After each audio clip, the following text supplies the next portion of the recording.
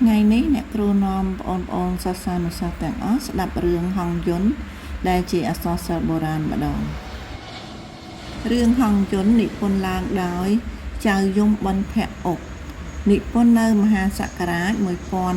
1590ដែលត្រូវនឹងឆ្នាំមមែនពស័កគ្រិស្តសករាជ1668ក្នុងរាជ្យព្រះបាទជ័យជេស្តារាមាឥសូរសូរិយាវង្សរឿងហង្សយន្តនេះគ្មាននៅក្នុងគម្ពីរបញ្ញត្តិជាតកជាបាលីឬគម្ពីរបាលីណាទេតាមការពិនិត្យផ្ទៀងផ្ទាត់ក្នុងគម្ពីរបញ្ញត្តិជាតក2យើងឃើញមានរឿងទី15ដែលមានតួអង្គឯកឈ្មោះសុវណ្ណកុមារដូចរឿងហង្សយន្តដែរហើយឈ្មោះនេះជាចំណងជើងរឿងតែផ្ទៃរឿងនិងអត្ថន័យខុសគ្នាស្រឡះតទៅនេះសូមស្ដាប់សង្ខេបរឿងហង្សយន្តដូចតទៅព្រះបាទអាទិត្យវង្សាសោយរាជ្យនៅនគរទេពបុរីមានអគ្គមហេសីព្រះនាមពំពាហើយមានព្រះរាជបុត្រមួយព្រះអង្គព្រះនាមសុវណ្ណកុមារពេលដែលព្រះរាជបុត្រពេញកំឡោះព្រះបិតាបានចេញព្រះរាជបញ្ជាឲ្យស្ដេច101ប្រទេសដែលជាប្រទេសសមន្តរាជយករាជបុត្រីមកថ្វាយដើម្បីសុវណ្ណកុមាររើសយកនាងណាដែលមានរូបឆោមល្អធ្វើជាមហេសីក្នុងបណ្ដាព្រះរាជបុត្រីទាំងនោះសុវណ្ណកុមារពុំសព្វព្រះハរតីដល់តិចណាសោះជាងតងពីររូបបានធ្វើហង្សយន្តមាសមួយថ្វាយសុវណ្ណកុមារបានហង្សយន្តកាលណាព្រះរាជកុមារនឹកភ្នែកស្វែងរកមហេសីដោយព្រះអង្គឯងហើយក៏ទ្រង់បានទៅសូមលាព្រះមេដាបិតាភូតផលថាយើងទៅរៀនសិលបានព្រះរាជាអនុញ្ញាតហើយព្រះរាជកុមារឡើងគង់លើយន្តឆ្ពោះទៅកាន់ព្រៃហេមពៀនរួចបង្ហោះទៅដល់នគរមួយថ្មីទៀតឈ្មោះបញ្ចបុរីហើយបានចូលទៅសូមរៀនសិលសាស្ត្រវិទ្យានិងតាព្រាហ្មណ៍ហោរាម្នាក់តាព្រាហ្មណ៍បានសុំសុវណ្ណកុមារធ្វើជាកូនធម៌ថ្ងៃមួយតាព្រាហ្មណ៍នាំកូនធម៌ទៅក្រាបបង្គំគាល់ព្រះចៅបញ្ចបុរីតាព្រាហ្មណ៍ហោរាពុំបានទូលថ្វាយព្រះរាជានៅជីវប្រវត្តិពិតប្រាកដរបស់សុវណ្ណកុមារឡើយគ្រប់ពេលវេលាសុវណ្ណកុមារតែងតែឡើងទៅក៏ស្ដេចជំនួសមុខតាព្រាហ្មណ៍ជាឪពុកចិញ្ចឹមស្ដេចនគរបញ្ចបុរីមានបុត្រីមួយព្រះអង្គព្រះនាមបទុមកេសរតតឃើញរូបសម្បត្តិសុវណ្ណកុមារកាលណានាងបទុមកេសរក៏លួចព្រះតីស្នេហាភ្លាមព្រះនាងបានចាត់ភិលៀងម្នាក់ទៅសួរនាំរឿងរ៉ាវជីវិតរបស់បុរសប្លែកមុខនេះសុវណ្ណកុមារបានឆ្លើយតបទៅភិលៀងថាឈ្មោះខ្ញុំដូចជាស្និទ្ធសក់ចំពោះប្រស្នានេះបទុមកេសរដោះស្រាយបានភ្លាមថាបុរសប្លែកមុខឈ្មោះសុវណ្ណកុមារព្រះនាងបានស្នើប្រស្នាទៅវិញថា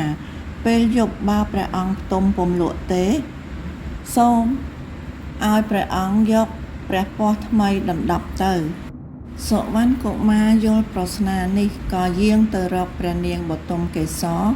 នៅពេលរាត្រីស្ងាត់នេះឯងក្រោយដែលមានព្រះសូរសៀងឆ្លើយឆ្លងគ្នាម្ញែកម្ញក់អស់មួយសន្ទុះ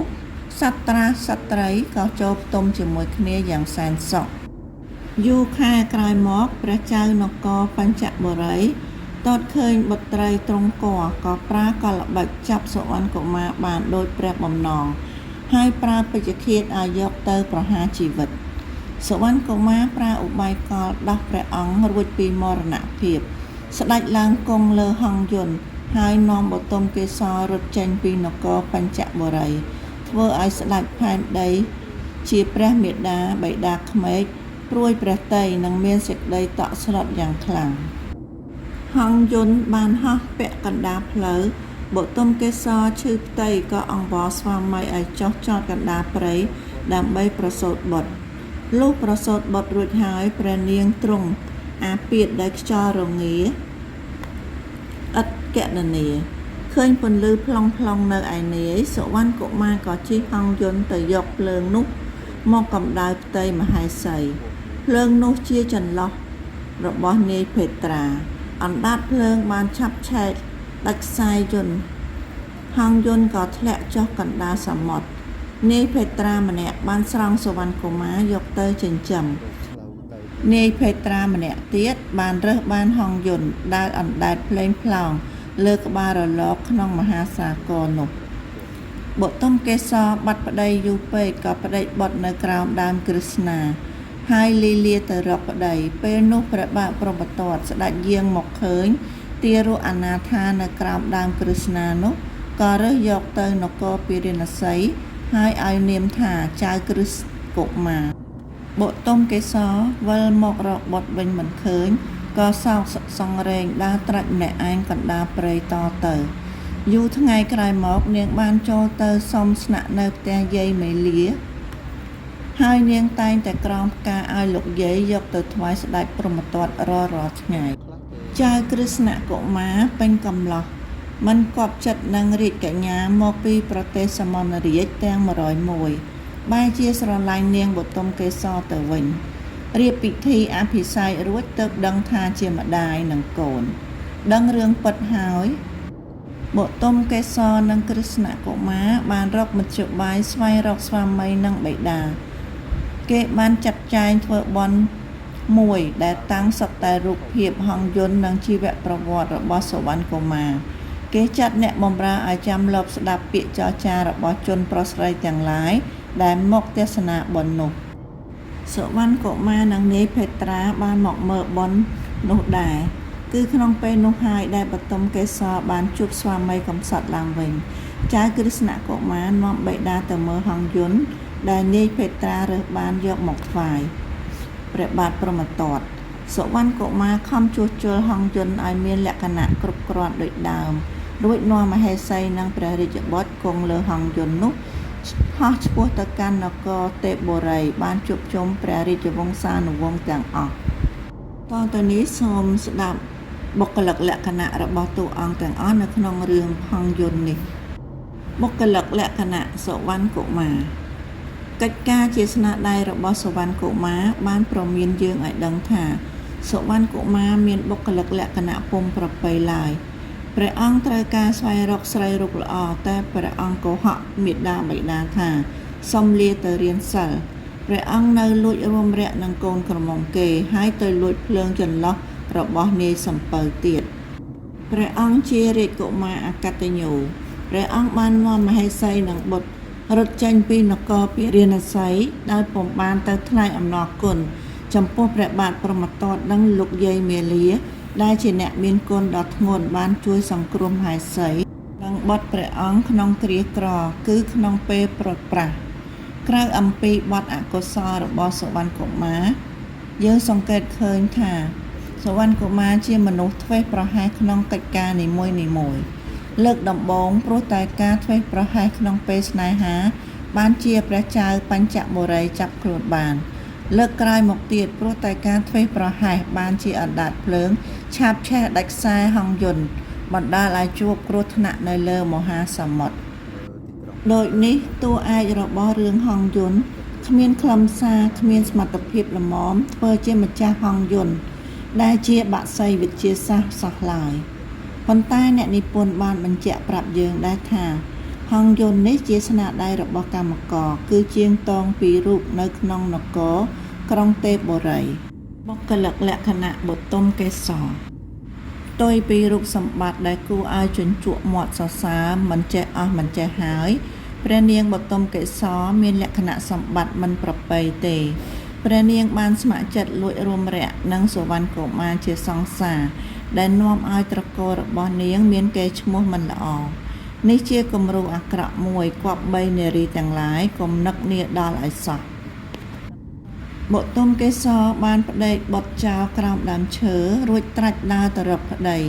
នេះជាកញ្ចក់មួយបញ្ចាំងឲ្យយើងឃើញនូវការខ្វះព្រហ្មវិហារធម៌ចំពោះបុត្រធីតាអំពើនេះផ្ទុយស្រឡះអំពីគំនិតមេដាបិតាជាច្រើនរូបហើយដែលសុទ្ធតែជារាជសាមញ្ញផងបុទុមកេសរជានារីអកតញ្ញូព្រះនាងឡើងគង់លើហង្សយន្តទៅតាមប្តីមិនចៃប្រាប់យាយមាលាមួយម៉ាត់ណាសោះកុំថាឡាយដល់ទៅសូមថ្លែងអំណរគុណកិរិយាបែបស្មោកគ្រោកនេះគួរឲ្យយុវជនយុវនារីទាត់ចោលឲ្យផុតស្រឡះ យើងសង្កេតឃើញថាបតុមកេសរមានរូបល្អតែចរិយាមិនល្អឡើយស្រីបែបនេះមិនជាទីសរសើររបស់អ្នកប្រាជ្ញបណ្ឌិតឡើយបុគ្គលិកលក្ខណៈយាយមាលាលោកយាយមាលាជាស្ត្រីមេម៉ាយមានខ្ទមជរាជាទីចម្រកនៅក្នុងនគរពារាណសីមុខរបររបស់គាត់គឺធ្វើកម្រងផ្កាថ្វាយស្ដេចដូច្នេះយាយមាលាជាសិល្បករនីមួយរូបដែរគាត់រស់នៅដោយសារសិល្បៈថ្ងៃណាក្រងផ្កាបានល្អព្រះបាទព្រហ្មទត្តសពព្រះរាជហឫទ័យក៏ប្រទានរង្វាន់ច្រើនមកឲ្យថ្ងៃណាក្រងផ្កាមិនបានល្អគាត់ក៏ត្រូវទទួលរង្វាន់តិចតួចឬក៏អត់សោះទៅតាមនោះដែរឃើញថាជីវិតសិល្បករនិងសិល្បករនីក្នុងចំនួនសក្តិភូមិក៏ដូចជាសម័យមូលធននិយមសម័យប្រជាធិបតេយ្យអភិជនគ្មានការធានាអះអាងទេនៅក្នុងរឿងហង្សយន្តក្រៅអំពីក្រងផ្កាថ្វាយស្ដេចលោកយាយមាលាបានធ្វើកុសលមួយដ៏វិសេសគួរសរសើរគឺគាត់បានចិញ្ចឹមថែរក្សាព្រះនាងបតុមកេសរដែលបានព្រាត់ប្រាសស្វាមីនឹងបុត្រសម្លាញ់អស់រយៈពេលជិត20ឆ្នាំថ្មីបើគាត់ក្រយ៉ាងនឹងក៏ដោយលោកយាយមិនធុញទ្រាន់មិនខ្លាចបង់ខាតបាយទឹកក្នុងការជួយរំដោះទុក្ខអ្នកមានគ្រោះថ្នាក់ឡើយនេះហើយទឹកចិត្តអ្នកក្រប្រវត្តិសង្គមមនុស្សបានបំភ្លឺយើងឲ្យមើលឃើញពីការរំលោភជិះជាន់របស់អ្នកមានទៅលើខ្នងអ្នកក្រជាហូរហែច្រើនសតវត្សណាស់មកហើយមានតែអ្នកក្រទេដែលចេះជួយឈឺឆ្អាលដល់អ្នកក្រផងគ្នាលោកយាយមាលាបានចិញ្ចឹមនាងបតុមកេសរដោយសេចក្តីព្រួយលំបាកបំផុតគាត់ព្រួយព្រោះគាត់ខ្លាចព្រះបាទព្រហ្មទត្តទ្រង់ជ្រាបរឿងនេះព្រះអង្គនឹងយាងមកដណ្ដើមយកនាងទៅធ្វើជាស្រីស្នំបើករណីនេះបានកើតឡើងព្រះនាងបតុមកេសរនឹងមានសេចក្តីសៅហ្មងយ៉ាងអស្ចារ្យហេតុនេះហើយបានជាលោកយាយទូលព្រះរាជាថាចៅខ្ញុំជាមនុស្សពិការក្រងែងក្រងង់អាក្រក់មើលខ្លាំងណាស់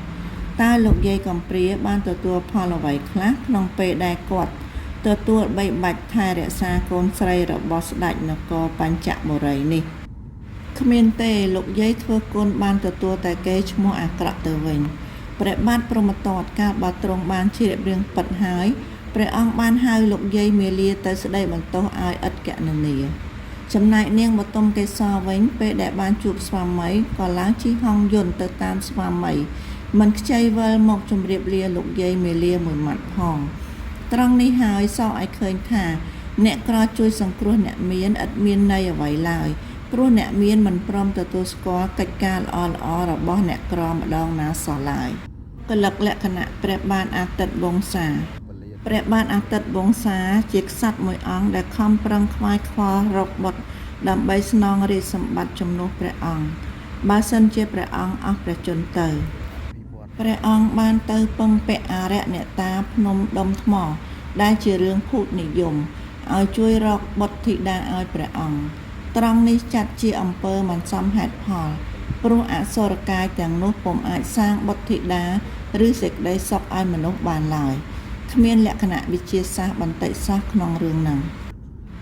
ពេលដែលមានរាជបុត្រពេញកំឡោះហើយដើម្បីរកមហេសីឲ្យបុត្រព្រះបាទអាទិត្យវង្សាបានប្រើអំណាចយ៉ាងទូលាយគឺបង្គាប់ឲ្យស្ដេចទាំងឡាយដែលជានគរចំណុះនាំយកបុត្រីរបស់ខ្លួនមកថ្វាយព្រះរាជបុត្រដល់ទីកន្លែងបើមិនពេញព្រះទ័យគេឲ្យវិលត្រឡប់ទៅវិញនេះគឺជាអំណាចដាច់ការហើយរឿងនេះបង្ហាញឲ្យយើងឃើញច្បាស់ក្រឡែតថាចំនួនដើមស្ត្រីគ្រាន់តែជាតួល្បែងរបស់បុរសតែប៉ុណ្ណោះបុគ្គលិកលក្ខណៈព្រះបាទព្រហ្មទត្តព្រះបាទព្រហ្មទត្តមានបុគ្គលិកលក្ខណៈល្អណាស់យើងមិនអាចរិះគន់ព្រះអង្គបានទេប៉ុន្តែប្រហែលជាព្រះអង្គពេញព្រះទ័យនឹងការប្រព្រឹត្តល្បែងកាមតណ្ហាខ្លាំងណាស់ដែរបានជាយាយមាលាមិនហ៊ានទូលព្រះអង្គថាគាត់មានចៅស្រីមួយរូបស្អាតគឺបតុមកេសរឯលក្ខណៈសម្បត្តិដ៏ល្អរបស់ព្រះអង្គគឺចេះអាណិតអាសូរដល់ទារកកំសត់ជួយស្រោចស្រង់ជីវិតកុមារកំសត់បីបាច់ចិញ្ចឹមកុមារកំសត់ហើយនឹងចេះគិតដល់អនាគតកុមារកំសត់ដែលមិនមែនជាកូនរបស់ព្រះអង្គបុគ្គលិកលក្ខណៈនាយភេត្រា នាយភេត្រាទាំងពីររូបក្នុងរឿងហង្សយន្តនេះមានបុគ្គលិកលក្ខណៈប្រសើរណាស់នាយភេត្រាទី1បានយកសុវណ្ណកុមារចិញ្ចឹមជាហេតុនាំឲ្យសាធារណជនសរសើរថាគាត់ជាអ្នកមានមនុស្សធម៌បរិបូរណ៍ក្នុងខ្លួននាយភេត្រាទី2រើសបានហង្សយន្តយកទៅថ្វាយស្ដេចនេះជាលក្ខណៈប្រសើរក្រៃពេកព្រោះថាបើយើងរើសបានវត្ថុអ្វីមួយយើងត្រូវតែយកទៅប្តឹងដល់អ្នកចាត់ចែងការរដ្ឋបាលដើម្បីជៀសឲ្យផុតពីបទចោទថាលួចគេហើយនឹងដើម្បីឲ្យរាជការផ្សាយដំណឹងនេះទៅដល់ម្ចាស់របស់ផងច្បាប់បច្ចុប្បន្ននេះក៏មានន័យបែបនេះដែរកលិកលក្ខណៈជាងតងទាំងពីររូបបានប្រកួតប្រណាំងគ្នាក្នុងការធ្វើហង្សយន្តឲ្យបានសម្រេចអំពើនេះល្អប្រសើរណាស់ព្រោះនាំឲ្យកិច្ចការបានល្អនិងបានឆាប់រហ័សផងគេប្រកួតប្រណាំងគ្នាដោយរីករាយមិនមែនគេទាស់ឆ្លោះប្រកែកគ្នាទេកាលបើម្នាក់រកឃើញល្បិចល្អហើយគេបែរជាយកមកផ្គុំសិល្បៈគ្នាដើម្បីធ្វើការរួមគ្នាឲ្យបានផលប្រពៃអំពើនេះល្អណាស់លក្ខណៈរបស់ជាងតងទាំងឡាយគួរជាទីស្ងាយសរសើរនៃសាធារណជនទូទៅ